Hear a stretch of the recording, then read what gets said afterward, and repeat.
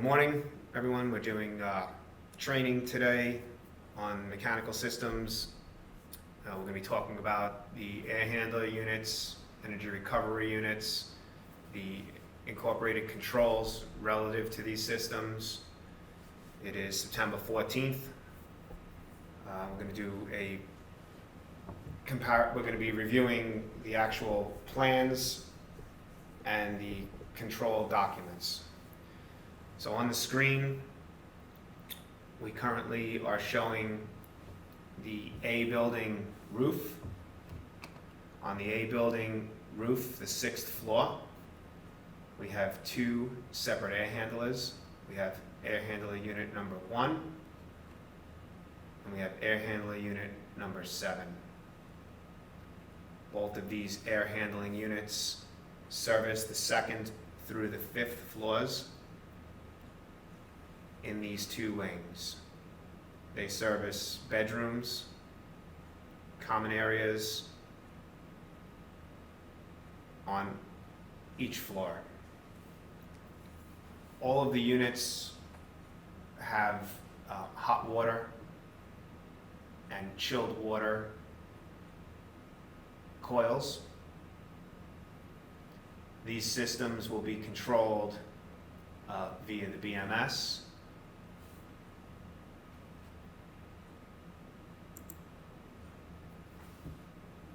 This will be your typical flow diagram for each air handler unit. This is a typical flow diagram. All of the components within these air handlers are similar, if not the same. So as you look at this flow diagram, you see several devices that exist on the line. Some of them are highlighted in yellow, which would pertain to factory installed devices. Some of them are in white.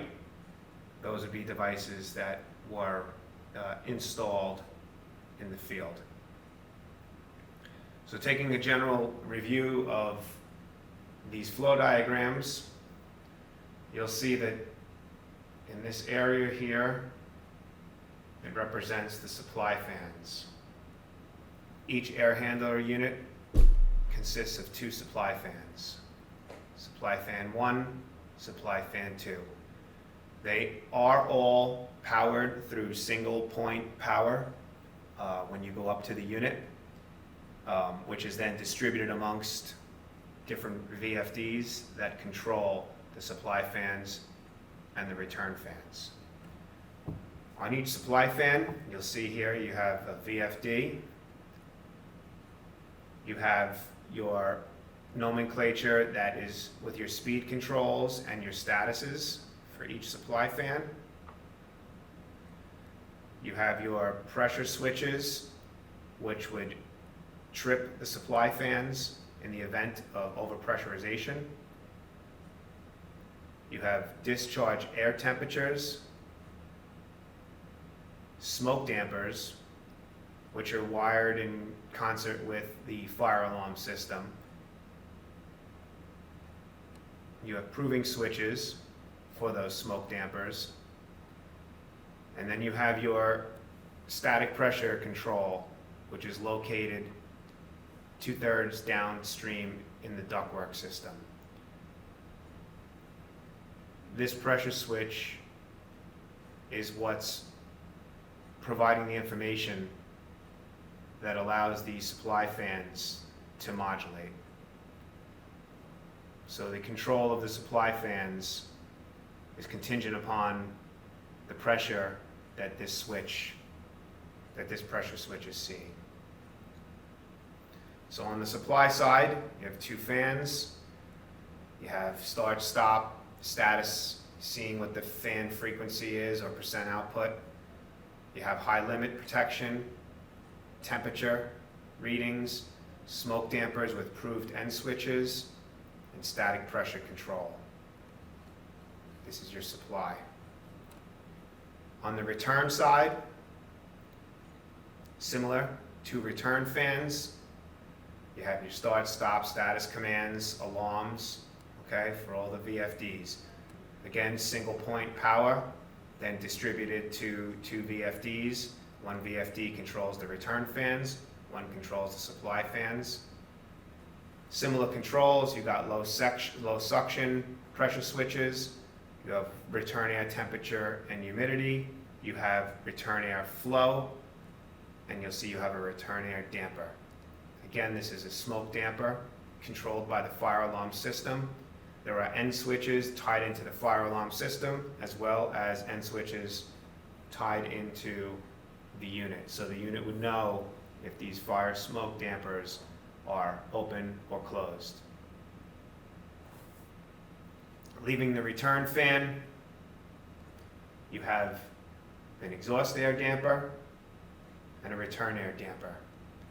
These two dampers will be in concert with one another. So as the exhaust air damper is closing, the return air damper will be opening proportionally. As the exhaust air damper is opening, the return air damper will be closing proportionately.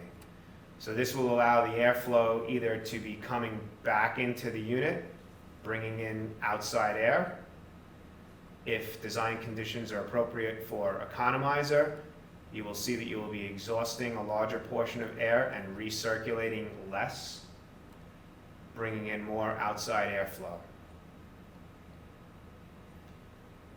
On the outside air, you have a flow measuring station, and you have two sets of dampers. These dampers are what's modulating to maintain the required outside air that's being calculated based on flow. So again, you have a return fan system which consists of two fans, a common VFD. It provides your speeds, your statuses, your alarms. Everything is protected by a low suction pressure switch. These fans will be bringing air back through the unit, or will be exhausting air, or will be doing a combination of both proportionately. As the outside air and the return air come back into the airstream or continue through the airstream to the supply fan, they'll pass a bank of filters. On those filters, you'll have a pressure switch. These pressure switches can be used to monitor the status of the filters and will indicate when they're clean and dirty, allowing an alarm to be generated at the front end to indicate and inform when maintenance is required on these filters. As you pass through the filters, you will have a mixed air temperature. Okay, so this mixed air temperature sensor that's installed in the air handling units, that will be reading a combination of all the air streams that are mixing in the mixing box at this point of the system. Inside this plenum, it will be a combination of return air and outside air. Okay, that mixed air temperature will be a set point that we'll look at on the next page when we review more of the sequence of operation.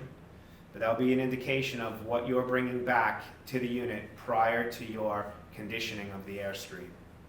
As we move further downstream, you'll see here HC, that's your heating coil. So the return air will be coming back through the heating coil. On the heating coil, as you come down here, you'll see you have a control valve and a freeze pump. Okay, so hot water will be coming in through your heating coil and out of the heating coil. Your control valve will be modulating to maintain discharge air temperature.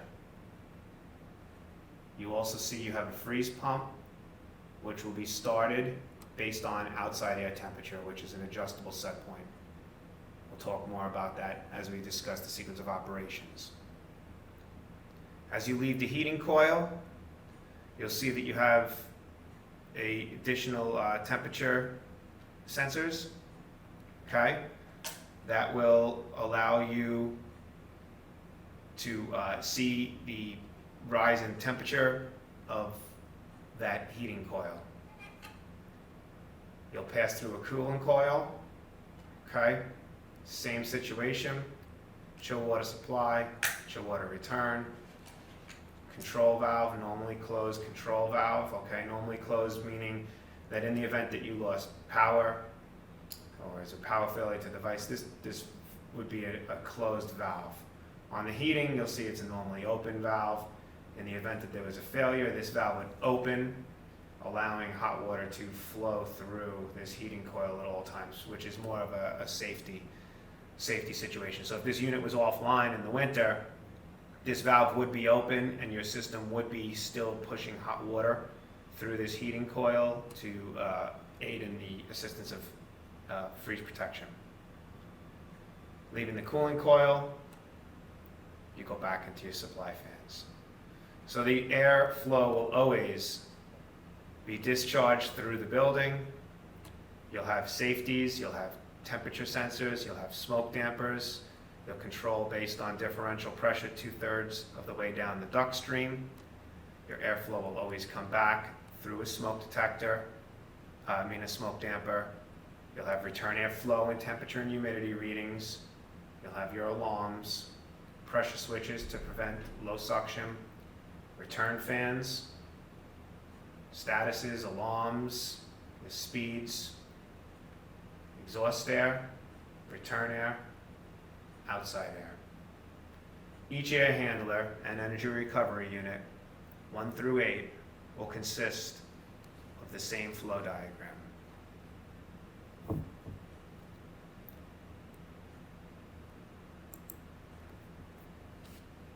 So looking at the A roof, again, we have air handler unit number 1, air handler unit number 7. These serve each one of your towers, okay? 2nd through 5th floor. As we move down into the B portion of the building, it's a mirror image cut along this center axis.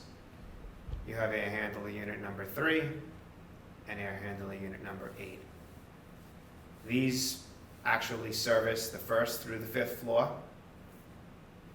So you'll be seeing similar system layout, just increased to one more floor due to the service areas and some of the special zones on the A wing on the 1st floor that have separate air handlers that we'll talk about later on during this training.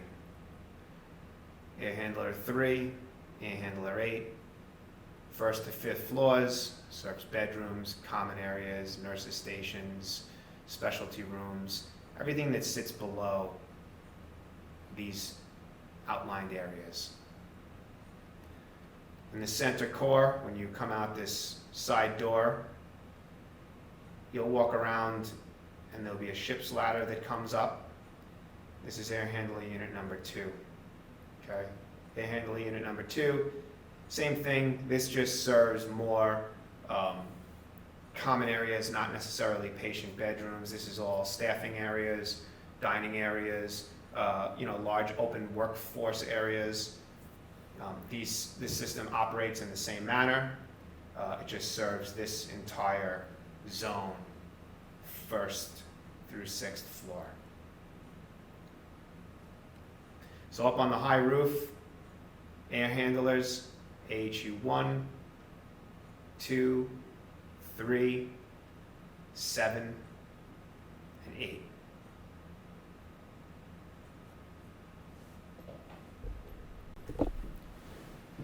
So now we've moved down to the 2nd floor setback.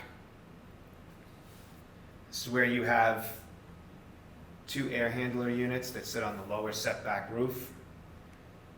Right down here is the connecting corridor to the existing CSB building. From the 2nd floor, you can go out this doorway / egress window, okay? From the 2nd floor of the CSB, And you come through here, and you'll see you have 2 air handling units. Air handling unit number 5, air handling unit number 6. Air handling unit number 6 has a energy recovery core in this unit. What makes this unit a little bit different from the other 7 air handlers, this is basically a 100% outside air, 100% exhaust air unit. There's a heating core cube within this unit. Basically, the heating core extracts the energy, whether it be heat or cooling, from the building,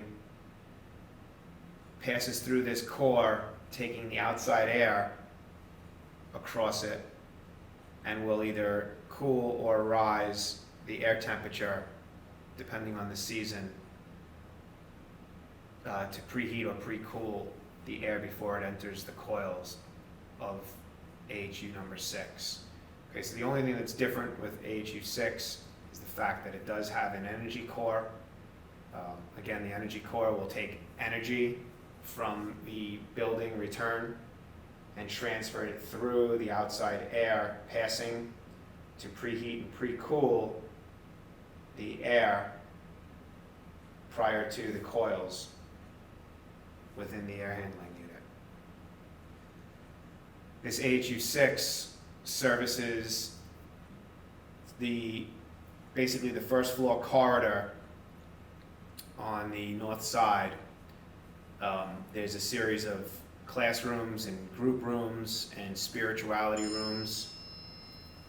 I believe that these are maybe some special rooms that have small group classes and small classrooms, some private training that might take place in some of these rooms.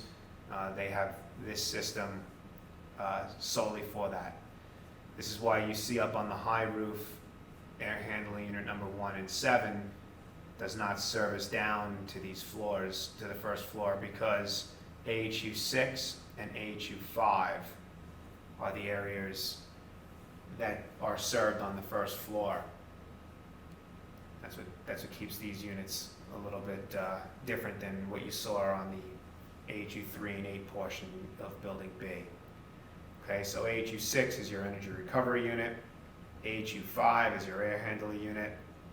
AHU 5 basically services all of your linen rooms, your storage rooms, everything else running down that first floor corridor into your lobby areas and common spaces.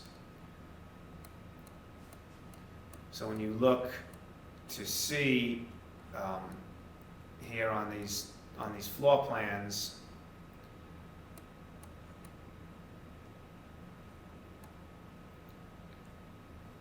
everything that's outlined in blue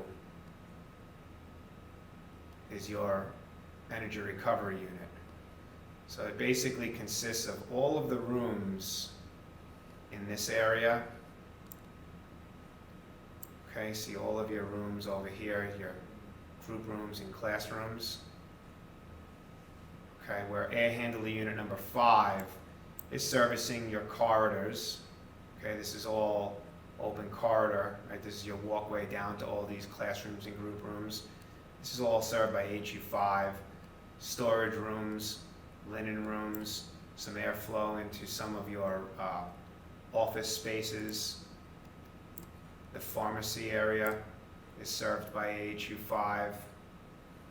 Your nursing department is served by AHU 5. You have common open space in this corridor, which is AHU 5, along with your main entrance. Okay, is all part of AHU 5. So AHU 6, your energy recovery unit, serves your first floor. All of these small little group rooms and classrooms, your dance movement room, spirituality and media rooms. Okay, this is all serviced by your energy recovery unit. AHU5 picks up all of your common spaces, your linen rooms, your bathrooms, your office space, your nursing departments, storage, common areas, pharmacy, main entrance.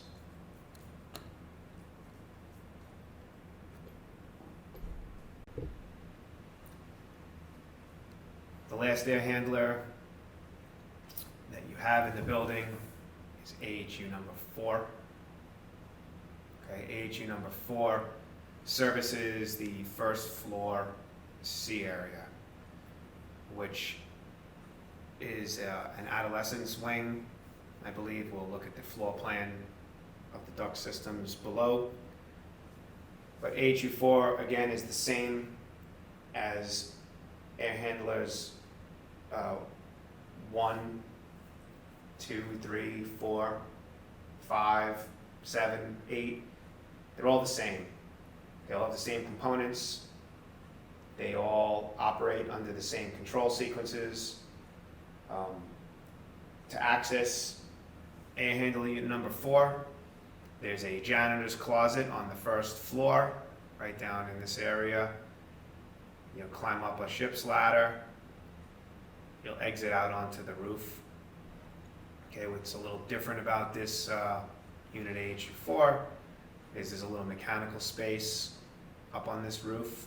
Okay, and then inside this mechanical space is where you'll see the control valves and the freeze pumps and everything that pertains to the heating coil and cooling coil within this unit exists within this room. And then the piping runs across the roof right here and ties into these two coils. Okay, same situation though, you have hot water coil, chilled water coil, you have your control valves and your freeze pumps exist within this room. It's also important to note that there is another room up here. Okay, this is an attic space. I'm not sure if this was discussed at all in any of the other trainings, but when you come into this attic space, there are a few exhaust fans, okay, some toilet exhaust and general exhaust fans and dryer exhaust fans that exist within this space, okay? When you come in this room, you have a couple of starters or frequency drives mounted along this wall. You have a couple of fans that exist up inside this space that service the first floor of the C building. So AHU number 4 on the C building roof, coming up the ship's ladder through this access hatch. You have a little mechanical space that houses the control valves and freeze pumps. Air handling unit that serves the first floor of the C area. Mechanical attic space with a couple of exhaust fans.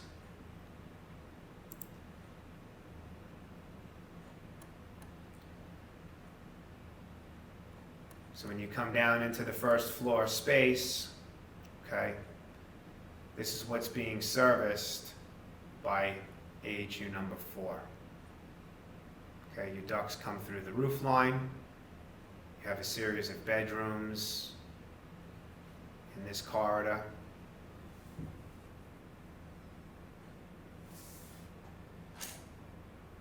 You have some treatment rooms and meeting rooms, some nursing rooms, the adolescent common space, and it also services down the entire corridor. You have a little living spaces, some serving pantries, some fitness rooms, some visiting rooms, a salon. This is all serviced by AHU number 4. Okay, some conference rooms, some classrooms, multi-purpose room. This is all serviced by AHU number 4. All of these air handling units are controlled in the same manner, modulating fan speeds based on static pressure control, terminal devices that have reheat coils for each space. AHU unit number 4, first floor of the C area. looking at it in a larger picture, bird's eye view. Your unit's sitting up here. This is the ship's ladder, the janitor's closet. You'll come in this room up this ladder, exit out onto the roof. This is your supply drop for AHU4, your return drop for AHU4. This is basically the space that's served.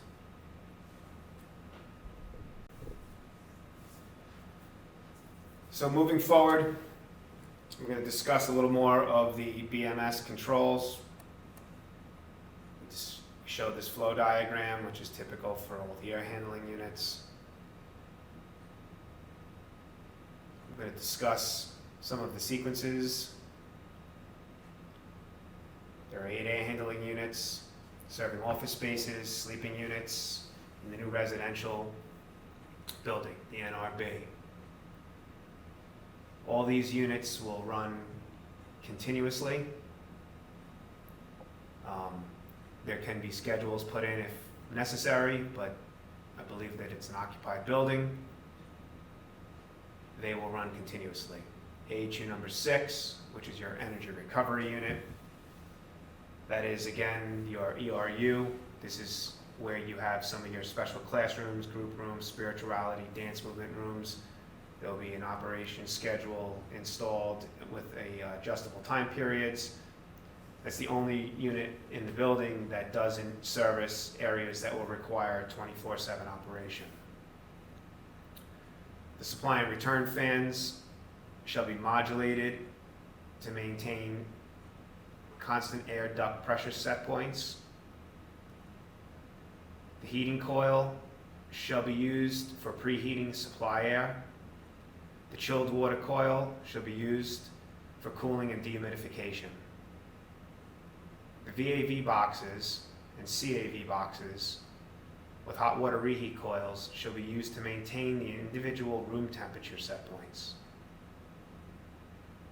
Economizer mode of operation will be used for free cooling based on enthalpy calculations by the BMS system.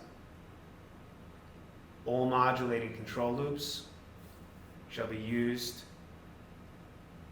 by PID loops, okay? Proportional integral derivation. Okay, so PID loops are the loops that will be used to control all of your modulating devices. There is no active room pressure control. The system components will include direct drive plenum type fans on the supply and the return. They're all equipped with VFDs. Okay, again, there's only one VFD provided for both fans. Okay, the intention of the multiple fans was to compensate in case you lost one fan. Your second fan would be able to maintain a certain portion of the system. The units have discharge and return control dampers with electronic actuators to position. They're low leakage dampers. These are what we're discussing as your smoke dampers. Okay, these are incorporated and tied into the fire alarm system as well as the control circuit of the air handling unit system. Okay, the systems will not operate unless the end switches prove that both of these dampers are open. You have relief air control dampers with electronic actuators. They will modulate. They will fail to a normally closed position. Okay, the relief air will work in conjunction with your outside air. Minimum outside intake dampers with electronic actuators. They're two position. You have a flow measuring station on your outside air. Those dampers again would be normally closed. In the event of power failure, your dampers would close. This would be protecting your unit. You have mixed air dampers. Okay, these will modulate to maintain mixed air temperature. This is going to incorporate all your relief air, your outside air, your exhaust air dampers. All these dampers will be modulating, okay, to control to this with this mixed air damper to work towards controlling your discharge air temperature. You have a hot water heating coil, has a two-way modulating control valve, normally open position, freeze protection with an inline freeze protection pump. Your chill water coil is a two-way modulating control valve, normally closed position. Again, all these safeties and these positions that things will fail to would be in the event of a power failure. Your unit would close off what needs to be closed to protect the system. System safeties, supply smoke detectors, high static pressure switches on the fans with manual resets, low temperature switches, which are freeze stats, okay? So in the event that these freeze stats sensed any cold temperatures, it would trip the unit, flood the heating coil, allow the system to be protected until the reset switches are manually reset. If any of the switches are preventing the AHU from operating, there will be a fault alarm and the BMS system, will be signaled. Again, there are smoke detectors and fire smoke dampers at the discharge and intakes of each one of these units. This is common to all of the units. They will not run in the event of smoke. They will not run in the event that the dampers are not open. In the system off position, all the valves and the dampers will fail into their normal positions, except the heating control valve, which shall modulate to maintain a plenum temperature of 50 degrees Fahrenheit. The air handling unit and associated unit-mounted smoke isolation dampers and system-associated local combination fire smoke dampers shall be controlled by the fire alarm system. The startup sequence. When a system is commanded on, the following sequences shall occur. The BMS operator shall notify the fire alarm system to reset supervisory conditions, which will allow the smoke dampers and combination fire smoke dampers to open. The relief outside air dampers shall slowly open to their design minimum positions. Then after an adjustable time delay, the damper position switches and the units prove, the supply fan and return fan shall then be started in unison and slowly ramp up. Supply fan shall modulate to maintain the duct-mounted air pressure set point, which is an adjustable set point. The return fan CFM shall be calculated by the BMS. It will supply airflow minus the associated exhaust air systems. The minimum outside air damper shall open to maintain constant outside airflow.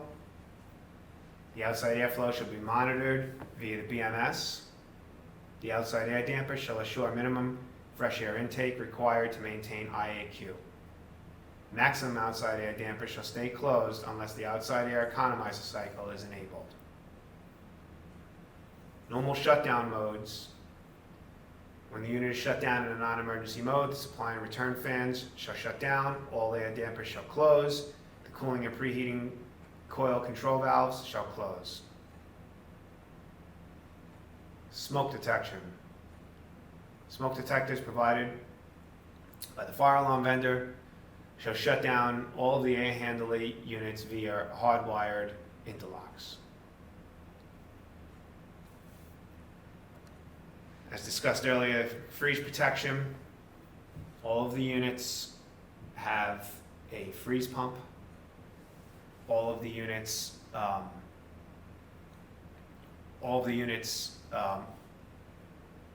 will operate with this pump when the outside air temperature falls below, I believe it was 40 degrees. When the temperature sensor downstream of the heating coil senses 40 degrees, the hot water modulating valve shall fully open and an alarm will be generated. When the temperature downstream of the heating coil senses 38 degrees, the fans will stop. The outside air and relief air dampers will close. The control valve will open. When the outside air temperature drops below 40 degrees, the freeze pump will be enabled. So these sequences will really allow, the minute this system starts seeing the temperature fall below 40 degrees, your protection is going to come into play. The pump's going to be turned on, valves are going to be open, dampers are going to be closed. The system is basically going to lock itself up into a situation where you're protecting the unit and everything within inside of it. It's a pressure sensor that's mounted across the filter bank. Okay, as the filters become dirty, that pressure switch will initiate an alarm at the BMS. Supply fan is modulated via VFD based on ductwork static pressure. Okay, upon a start command, the relief damper shall stay closed. The supply and return dampers will open. The minimum outside air damper will open. The minute everything proves that the dampers are open, the system will start. The system will modulate, maintaining a static pressure set point. Okay, and the BMS will continually monitoring that point to just control the fan speeds. Okay, so as the system has a higher demand, the supply fans will increase. As the system satisfies, duct static pressure will rise, the supply fans will slow down, and the return fans will track accordingly. The return fan calculations are based on supply air minus exhaust. So the AHU1, your return air, is equal to the supply air fan minus the toilet exhaust fan 1. Air handler 2, your return fan is equal to your supply fan minus what's being exhausted from that space, which is TX2 and GX1. On AHU3, your return air fan, again, equals your supply air fan minus TX3, GX3, GX4. AHU4, your return air is equal to your supply air minus TX5, TX6, GX5, GX6, GX7, GX8. AHU5, your return air fan is your supply air fan minus TX1 and TX7. AHU6, your return air fan is equal to your supply air fan minus GX2. AHU7, your return air fan is equal to your supply air fan, TX7, GX9, GX10. AHU8, your return air fan is equal to your supply air fan minus TX4. So when the return air fan is energized, it will run at its minimum speed, and then it will reset the return airflow by tracking supply, and I guess it will poll every 30 minutes. All the values are adjustable. You have preheating coils. Your preheat coil will run to provide a discharge air temperature of approximately 52 degrees, adjustable. Okay, this valve will modulate at all times to maintain that discharge air temperature. At that point, your space will be controlled by each VAV box and their associated reheat coils. Your cooling coil control valve will modulate to maintain a 55-degree discharge air. Again, this will continue to modulate to always try to maintain this 55 degrees. 3-degree deadband between the cooling coil and heating coil. The unit leaving air temperature sensor should be an averaging sensor. The valve should be closed during heating and off during cooling when chilled water is not available. The valve should be fail open. You have leaving air temperature reset. The leaving air temperature set point should be reset based on the greatest need of the following. If any VAV box is at maximum flow set point, any reheat valve is at 100% open, reset supply air temperature up towards its high limit, 65 degrees, in half-degree increments, with an adjustable time delay between decreases, nominal 10 minutes, software adjustable through any analog data object. If any VAV box is at 90% open, and the other boxes are between 50% to 90%, reset the supply air temperature down towards its low limit, which would be 53 degrees Fahrenheit, in half-degree increments with an adjustable time delay. High relative humidity control. If the return air dew point increases above set point, 58 degrees, as sensed by duct-mounted relative humidity sensor and temperature sensor, they'll reset the supply air temperature down towards its low limit, 50 degrees, in half-degree increments with an adjustable time relay. Software is all adjustable through analog data until space relative humidity is met.